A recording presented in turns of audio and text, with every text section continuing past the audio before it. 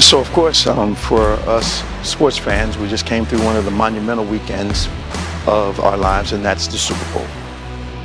And I'm always intrigued by the pathways of those who reach this pinnacle. When I think of the Philadelphia Eagles, and we want to congratulate them on a tremendous victory, but also internationally televised butt whipping. We want to congratulate them on a tremendous season. But I think about how often people do not understand purpose. Purpose is God's personal interest in you. Now, purpose cannot be achieved without opinions. And if you're not careful, you'll let the opinions of people hinder or slow down your pursuit of purpose in your life.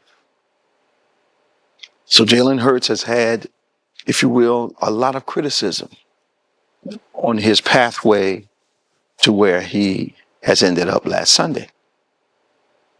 His purpose, his understanding of what he was created to do, how he was created to do it, watch this, and become committed to the lane, to running the race that is set before us, that was set before him.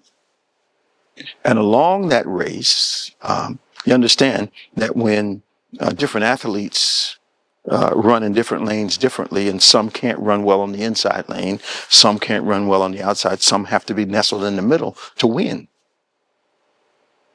But when you're assigned a lane by God, the hurdles or the difficulties in the lane are assigned to you also.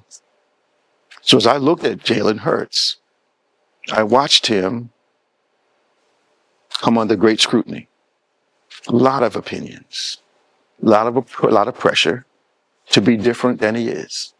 He's a stoic individual. He doesn't show much emotion.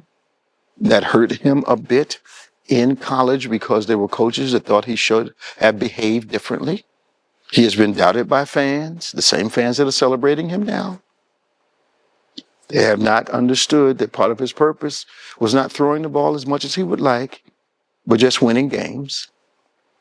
It's amazing how, even in winning, people will try to find something to criticize. But he said something the other day. He seems to understand that he's been created for a reason, that God's got a purpose in his life. He has a personal interest in Jalen Hurts. That's what purpose is. And that the opinions come along with the territory. How can I encourage him? When we are sure of the flow that God has established for us in our lives, when we are certain that we are in the will of the Almighty God, when we are absolutely sure that not everyone will understand, like, or appreciate the path that we have to take, the lane that we must occupy, that means that you will find strength in that you know that God is personally interested in your process and your progress, and that opinions about what you're doing are largely from people who don't understand what God has spoken to you. And watch this. So they see, watch this, they observe your life purely from a spectator's point of view. And that makes you open to a ton of opinions.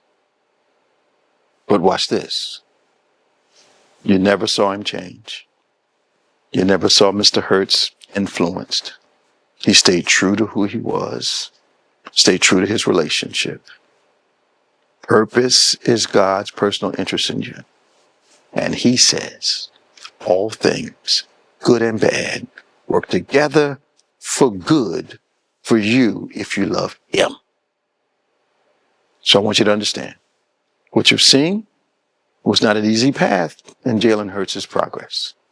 You saw him walk through criticism, having to switch teams in college, being doubted by the very team and fans that he is now being celebrated by. But that's all part of the process. Make sure that you understand the purpose of God. And make sure, watch this, that you don't ignore opinions, that when you hear them, you analyze them, consider them, see if there's any truth. See if there's an opinion that will help you improve in the things you have control of. Never just ignore an opinion, but try to see, was there something you were doing that caused that opinion to be raised? And once you figure out, okay, that is unfounded, put it off to the side in the box where all the opinions end up. And then you continue in the purpose that God has for you. Once again, congratulations to our Eagles. Once again, congratulations to you. You will not get a blessing without persecution, but don't you end up in sorrow. I'll see you next time.